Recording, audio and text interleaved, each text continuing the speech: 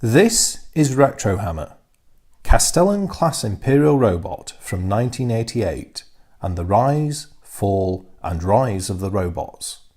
To the modern player of Warhammer 40,000, Imperial war robots of the Mechanicus are prominent units that form the core of the armies of the servants of the Omnissiah. Gaming in the era of the Great Crusade and the Horus Heresy offers an even richer pool of automata for the forces of the Mechanicum, as epitomised by the Legio Cybernetica. This prevalence of machine creature warriors is only a recent phenomenon of the last 4 years, and the arsenals of the Imperium have been barren of these powerful, yet somewhat ominous, war walkers for almost the entire history of the game. These modern representations are not truly new units and trace their origins back to the very dawn of Warhammer 40,000 Rogue Trader. When published 30 years ago, the core rulebook included content that allowed players to design and field battle robots, although there was little support in the nascent miniature range. Players had to resort to other manufacturers or their imaginations and modelling skills to represent such forces on the battlefield. Just under a year later, this situation changed with the release of a large range of Citadel miniature robots based around 5 different classes: Crusader, Conqueror, Cataphract, Colossus, and the Castellan. As well as these 5 different chassis, the robots could be armed with a wide variety of arm and back-mounted weapons that gave collectors and gamers great versatility in how they configured their robotic chargers. Supporting these figures were greatly expanded rules for representing Imperial robots in games of Warhammer 40,000. Originally published under the chapter-approved format in White Dwarf issue 104 in 1988. As was often the case in the Rogue Trader era, these rules were quite complex, and the robot programs, a modular system of subroutines that was sequentially linked together to govern the behaviour of the robot on the battlefield, was one of the most detailed systems ever to feature in the game. This was a genuinely fascinating and well thought through attempt to reflect the inflexibility of a cybernetic brain when compared to living warriors, and could lead to the robots behaving against the wishes of controlling players, occasionally with hilarious results. This inflexibility was balanced by the single-minded determination of the robot to complete its mission, with impossible odds and terrifying warp entities and demons being of no consequence to the machine performing to the full. The robots of the Legio Cybernetica were potent units for forces of the Imperial Guard, Squats, and Adeptus Astartes in 1st edition. However, with the advent of 2nd edition in 1993, Imperial robots vanished from gaming in the 41st millennium. No further miniatures were produced, and the robots were quickly and quietly forgotten as the game evolved over the next 5 editions. 20 years of robot-free tabletop warfare passed until the machine creatures of the Legio Cybernetica made an unexpected reappearance into the game of Warhammer 40,000. It was into the ancient conflict of the Horus Heresy that Alan Bligh reimagined these in the form of the now ubiquitous Castellax, a cousin of the Rogue Trader Castellan robot, both in form and function, an affectionate nod to the robots of the 1st edition. Following the reappearance of the Legio Cybernetica in Horus Heresy Book 2 Massacre, the automata of the Mechanicum exploded into a new diverse range of models, firmly cementing robots as part of the game once more.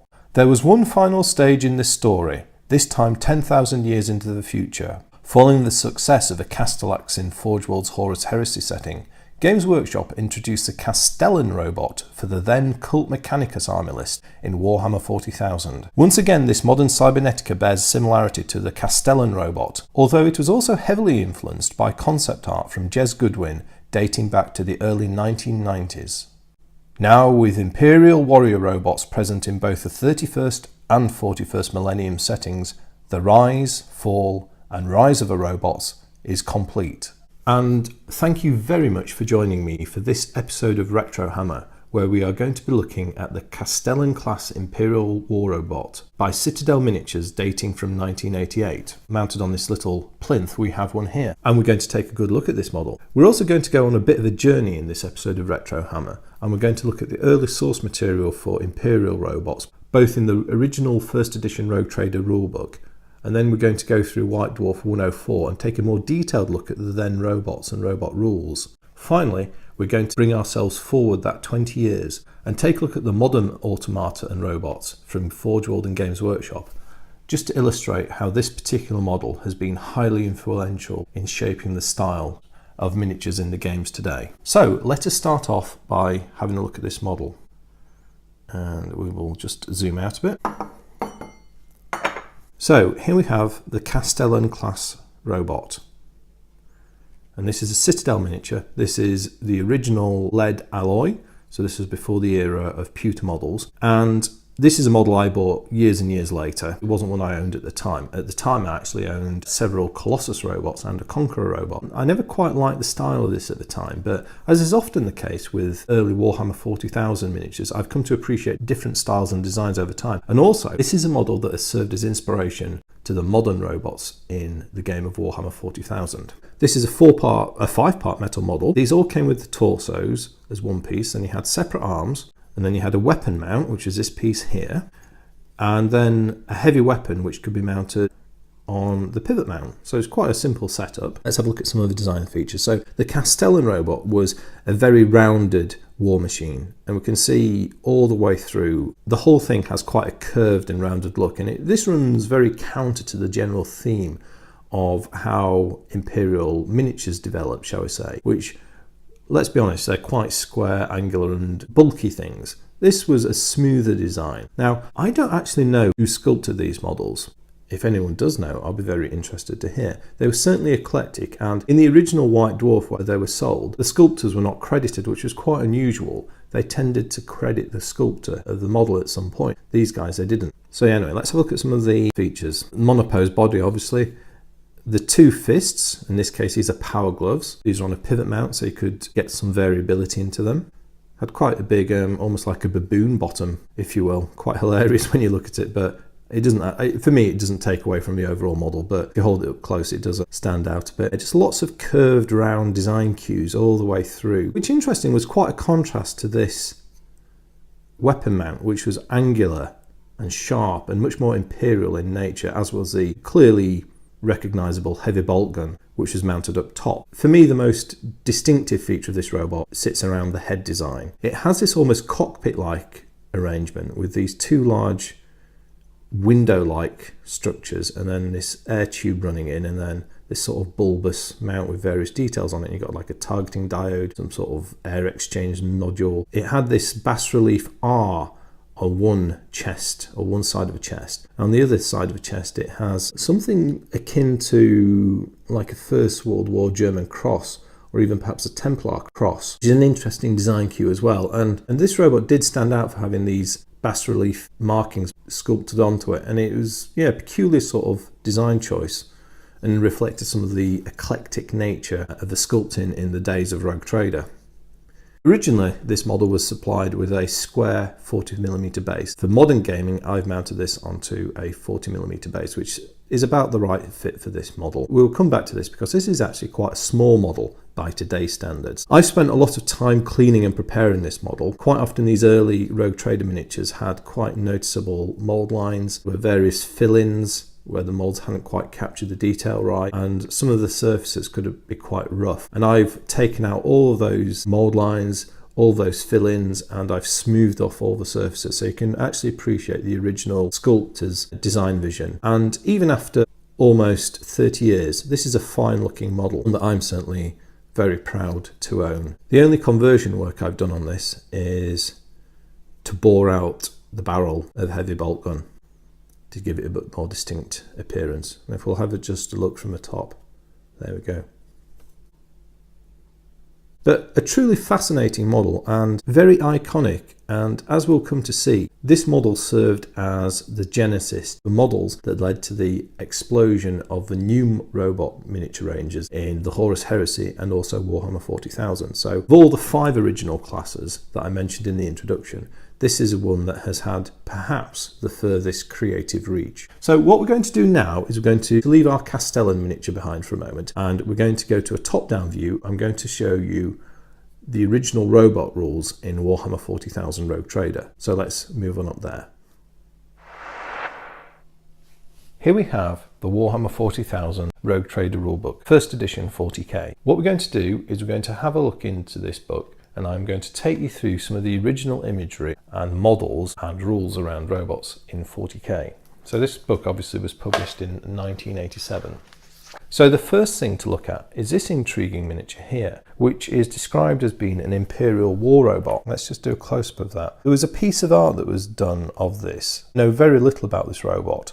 I don't know if it was a one-off sculpt or if it was a conversion, but you know, they have the first robot. I don't believe Citadel ever released that as a production model. Perhaps if one of you guys or girls know something about it, you could mention in the comments. And let's not forget here, we've got the original Bob Naismith sculpted Dreadnought suit. In Rogue Trader, we did have a miniature, but it was never commercially available. On page 42, interesting, we had the rules for robots. And then we had another bit of art of what was called the Imperial battle robot. And let's just have a quick close-up of that. And this is this intriguing, almost gladiator-like machine. Now, there's ball and chain and then some shoulder-mounted weaponry. And then this section of rules here, which is called special rules, this was the first attempt by the rules writers to differentiate the behaviour of robots from living units, to basically reflect the idea they are simulations of life, they're not real life, so they don't behave in quite the same way. And the idea was to show less tactical flexibility, but also special immunities as well. For example, robots would never rout.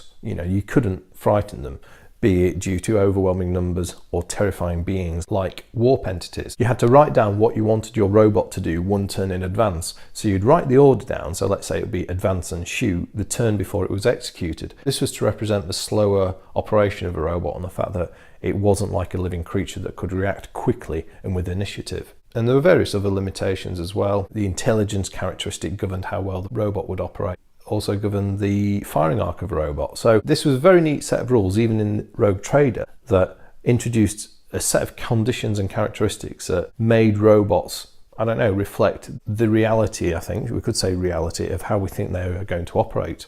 So that was the rules, and then there was just a little bit more in the way of artwork in this book. And if you recall the miniature I showed you, the painted miniature I showed you first, we also had this picture here on page 118, which was an artistic rendition of the robot fighting with some orcs, and clearly fighting with the orcs with great effect here. There was a humorous description here which mixed the mystery of technology that 40k has with the sophistication of robot, with this runic mechanics and introduction, talking about how one would respect and the mysticism around robots, and it has a rather humorous reference to one of my favourite poems, Jabberwocky, referring to a robot's vorpal coils. So there you go. So that was robots in Warhammer 40,000 Rogue Trader, the book. Now, things moved on very quickly. About a year later, we had a much expanded set of rules supported by miniatures released in White Dwarf 104, and that is our next stop in this episode. So here we have White Dwarf 104 that was released in August 1988, and the interesting thing here is Warhammer 40,000 robots, and that's what we're going to look at. So this White Dwarf included two very important things for robots in 40k. The first was a much expanded set of rules, and the second was the set of miniatures to support the gamers playing it. So let's have a quick look. Looking through this magazine itself is a bit of a trip down memory lane. So for those of you who remember at the time, you will remember Chapter Approved. For those of you who don't, Chapter Approved was a series of rules and background articles that was published after the Rogue Trader game book was released, and it added greatly and expanded on it very quickly and added all sorts of extra information. And it often, the format as we have here, we had a story, and these are quite tongue-in-cheek, and then background and then rules. And this is what really turned the robots into a living, breathing force within the game of Warhammer 40,000. Introduced in detail the Legio Cybernetica, which was to have great influence as the game developed, and in particular in the era of the Horus Heresy is very relevant now. So all this was the background, and here we have an exploded diagram of the Cataphract class Imperial robot, and then we had the rules around constructing robots. Back in first edition there was a system of build points that basically allowed you to create robots from scratch. You had the same system for dreadnoughts and vehicles as well.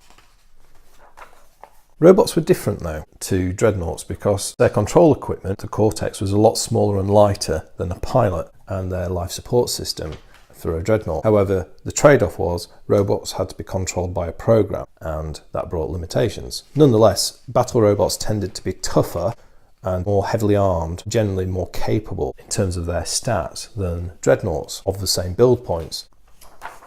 Now, this is a really interesting and fascinating bit for the first edition rules, and it's this section here, which is around robot programs. And basically what you had was you had a series of, shall we say, command nodes, and basically it's a set of questions and yes-no responses. So every robot had a program, you paid points for the program. More sophisticated programs cost more points, and every turn you would start with your robot and then you would follow this yes-no questions through, and it would govern what your robot did. So let's just zoom in on this example here to see how it works. And this is sample program 1, a general battle robot program. And it said it had 12 instructions on a points value of 36. You would start there, and it says start. The first thing it would say, target acquired, yes or no. If you had acquired a target, you would go to B, and then you come from B. And it said, target in charge range, yes, you would charge and fight, no. You would hop to here, and it said, target in weapon range, yes, fire weapon at target, no, move towards target. And if you took the other route to say target acquired no, it said select new target. Every robot always had a target. You would follow the rules to give it a target. It says is target an enemy? Yes, you would then follow this through, is target in range, blah, blah, blah. If it wasn't, you'd go back to A, come from A, select target. So basically you'd run through that, and either you would move towards an enemy, either you would charge and fight them. And you can see how following through that, the robot's behavior was governed. Once the robot had a target, it was quite single-minded in pursuing that target. It could be exploited by cunning opponents, tie your robots up with certain types of enemy forces. Let's take a look at another program, which is sample program 2, which is take and hold stroke defensive program. So the idea here is this will get the robot to move to an objective and then defend the objective. So let's just run through this once quickly. It says start, so objective reach, let's say it's not objective reach, so no. And it says target in charge range. If it is, you would charge and fight. If not, you would move towards your objective, and then you go through the target acquired. Whereas if you had reached your objective, you'd sit on it more. That's how they worked. And the really cool thing about these, as you can see on this page here, is you can make your own programs. Now, it's very detailed and pretty complex, and it did have rough edges, so it didn't, you could make some slightly daft programs, but it was certainly a lot of fun. It was a good attempt at reflecting how robots are governed by programs and are less flexible than a living creature. Cool bit of art here, which I want to draw your attention to, and this nicely fits in with the miniature we're looking at today, which is a Castellan robot. This was to show what the brain of a robot looked like. It's cortex.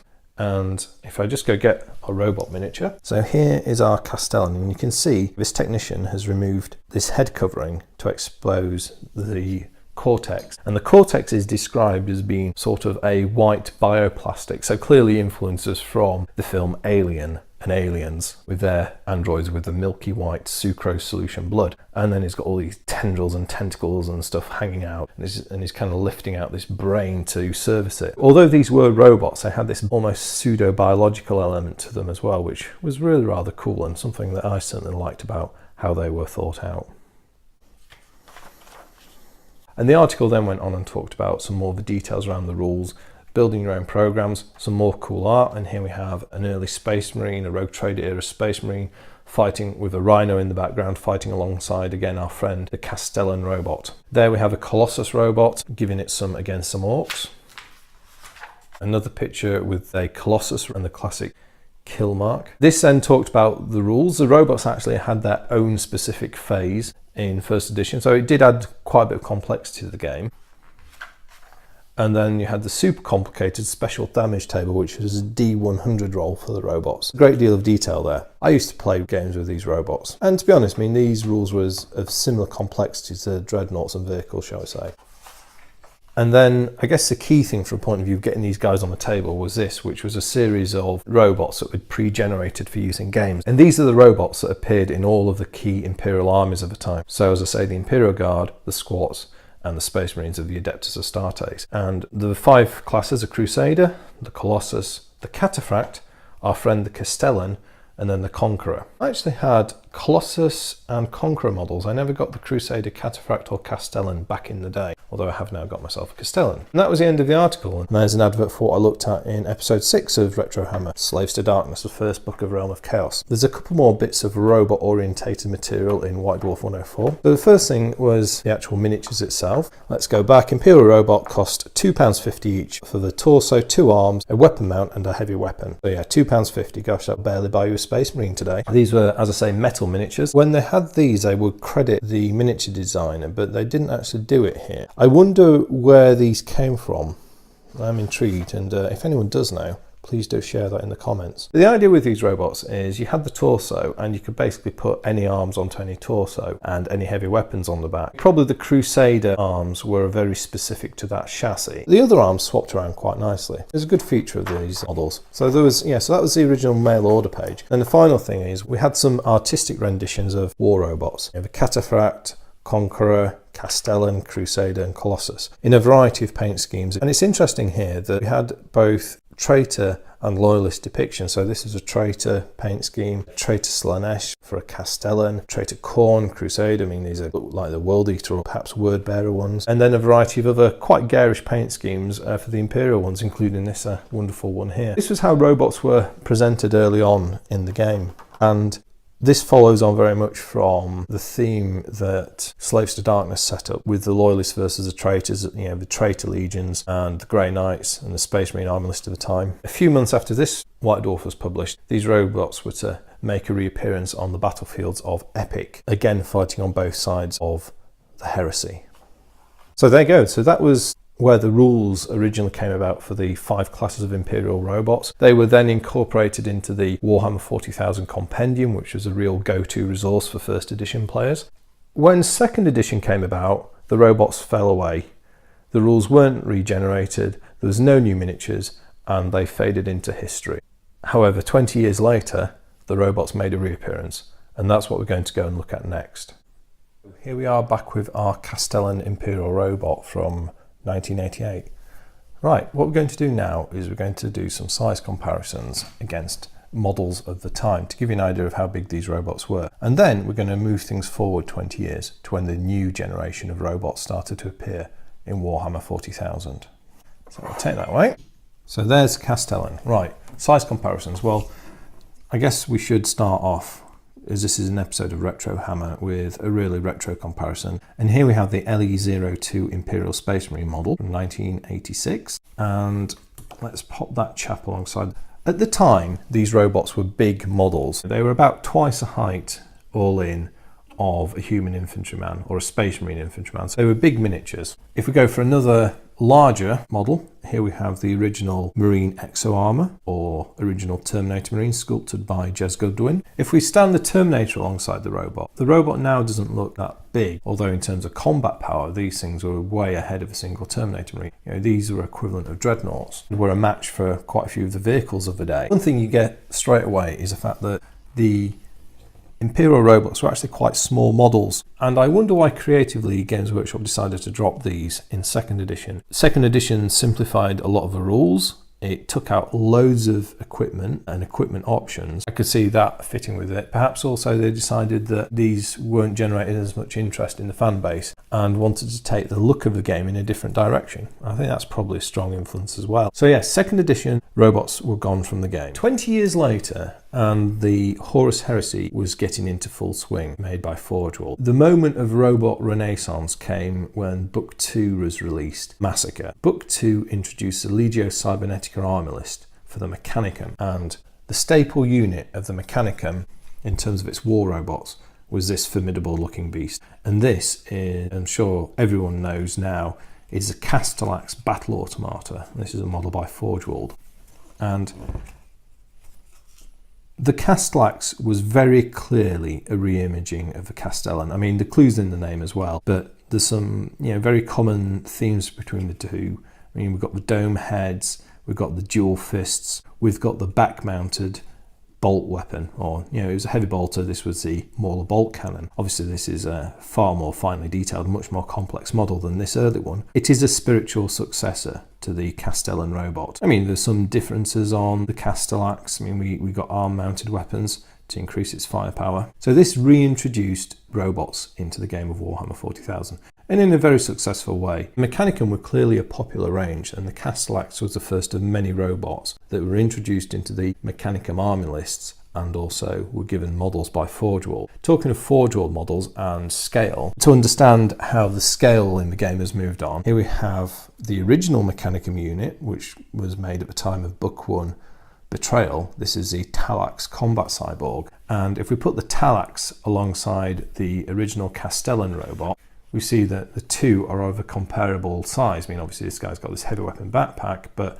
in terms of the torso, they're essentially the same. And that just gives an indication of how the scaling in the game had changed. The original heavy Walker model size was now only the size of a large infantry unit. The Castellax was only one of a number of robots that Forge World introduced. And let's continue to explore the influence of the original Castellan design.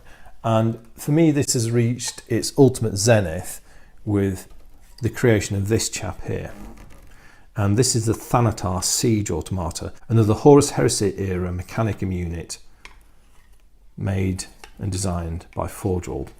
These Mechanicum robots are sculpted by Will Hayes, if I recall correctly. Yes, Will Hayes. So yeah, very, very impressive model. I mean, these are absolutely stunning. But again, let's just move these around a bit. Our Castellan is the influence for this Thanatar Siege Automata. Bipedal robot, a pair of arms, and a shoulder-mounted heavy weapon.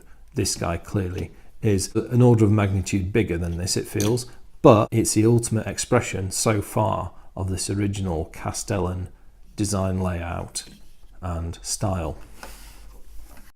We have the Castellan serving as the inspiration for both the Castellax and then the Thanatar. And there are a whole host of other robots that Forge World has produced as part of the Horus Heresy range. That isn't quite the end of this story. Games Workshop, as they often do, they will follow on from successful concepts that Forge World produce and introduce into the game. After we got the Castellax and the Legio Cybernetica in the Horus Heresy, Games Workshop created an army of the Skitarii, and then, more relevant to this episode, the Cult Mechanicus. And the Cult Mechanicus feature a staple unit, and that is this guy. And this is a Castellan robot, which is a, shall we call, almost like a pig spelling of the original Castellan name. And this is a multipose plastic model that was released by Games Workshop. And again, we've got the classic layout of the Castellan robot being translated into a new form. Bipedal robot, a pair of fists, and a shoulder-mounted heavy weapon. And in the case of this guy, I mean, this is even closer to the original concept because it has no arm-mounted weapons. I mean, the Castellax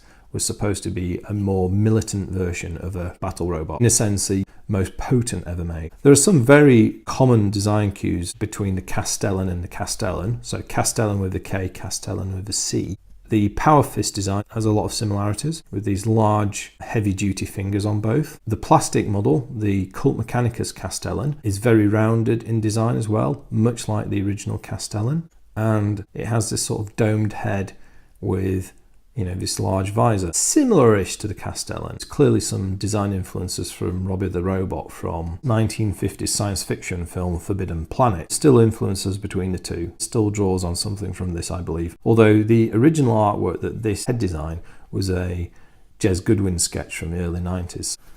So with the appearance of the Castellan robot into Warhammer 40,000, we truly did have, again, the rise of the robots. We had the robots both in Warhammer 40,000 and in the Horus Heresy. And it's fascinating, nearly 30 years on from when this robot was made, to look back at it and see how it is so heavily influenced the robot designs that we know and love today in the game of Warhammer 40,000. That was Retrohammer. Thank you very much for watching, and goodbye. Hello again, it's Leakycheese. I hope you really enjoyed this latest instalment in the Retrohammer series, and that was episode 9. I've got loads more Retrohammer content planned. I've got a big pile of miniatures to do episodes on this. When I look back to classic miniatures from the early Warhammer 40,000, and in some cases look at their descendants into the modern game. If you like Retrohammer and you'd like to have an influence on what I do in the future, I've recently launched a Patreon page for channel Leakycheese. If you support me as a patron, from $1 a month, you can give what you want. If you'd like to have a say in what the next episode of Retrohammer will be, in the first week of each month, I will hold a poll where I will give a number of ideas, so perhaps 3 or 4 ideas of Retrohammer projects that I've got ready to produce. You'll then be able to vote on those, and the idea with the most votes will then make over the next few weeks and publish by the end of the month. So there will be a Retrohammer episode every month regularly. And if you support me as a patron, you can participate in the decision making for what Retrohammer episode gets made next. Please do bear that in mind if you enjoy Retrohammer and all the other things I do on channel Leakycheese. Thanks very much.